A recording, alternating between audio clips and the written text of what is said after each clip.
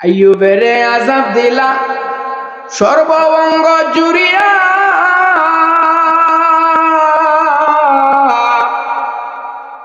আইয়ুবেরে আযাব দিলা সর্বঙ্গ জুড়িয়া,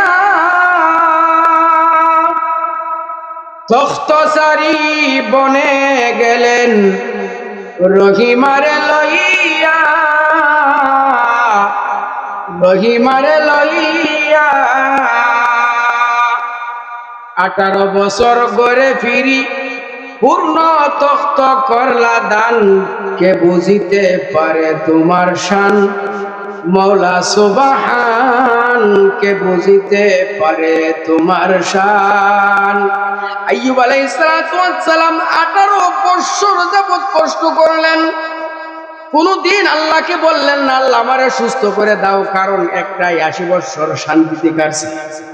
স্ত্রী বলতেছেন আপনি তো নবী, একটু দোয়া করেন সুস্থ হয়ে যাবেন।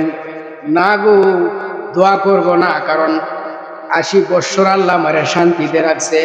80 বছর যদি আমার এই আযাব গজব থাকে এরপরে দোয়া করতে পারি।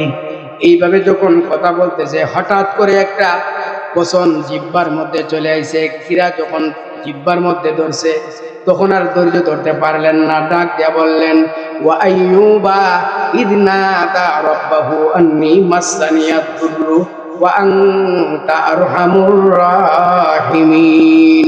হে আল্লাহ, সারা শরীরে কিরা জর্জরিত করছে, কোনদিন আপনার কাছে আমি সুস্থতার জন্য দোয়া চাই নাই।